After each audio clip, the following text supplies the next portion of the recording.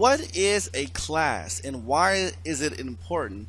Well, a class is nothing more but a structure that contains a collection of data and functions. It's more organized code and it's used in modern day programming now. What does a class look like? How do we define a class? What does it look like? In PHP, if we want to design a class, we start with the keyword class. So the keyword class lets PHP know that we're going to be defining a new class. After you define the keyword class, it's followed by any class name you want to give it. So I'll just call mine person.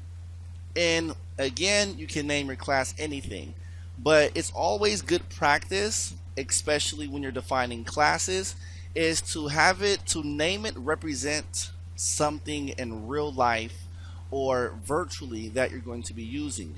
After you name your class, we want to use our opening and closing curly braces, and of course the opening curly brace lets PHP know we're going to be implementing some code to define our new class. And of course the closing curly brace is to let PHP know that we're finished defining our implementation in our class, where our class ends. So I'll just write a small notation, end of person class.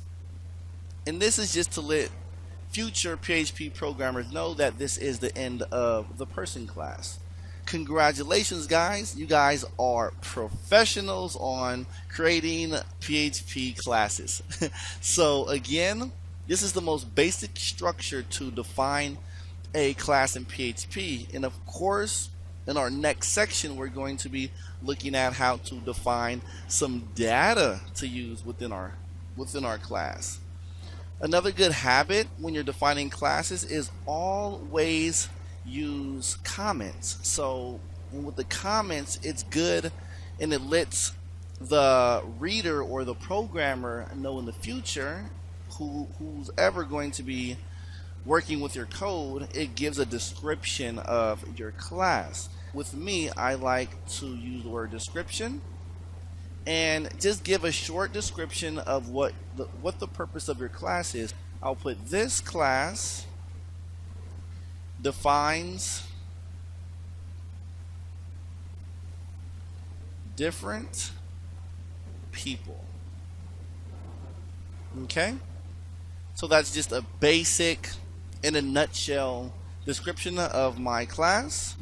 And what I like to do, and it's not required, to close off of my my comments to make it more readable, I just put hyphens around the opening and closing comments. And again, this is just optional, but it is good programming practice in all programming languages to always write comments, especially for your classes, methods, functions, or etc. as well. Again, this is the most basic structure of defining a class.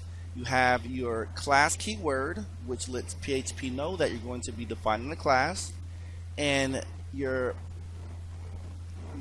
person, which I use for my class name, is person. Your word is going to be anything you want to name your class, and you just use your opening and closing braces. But in our next lecture, we're going to be adding data again, because what's the whole point of creating a class if it doesn't do anything? So again, guys, thanks, and I'll see you in our next lecture.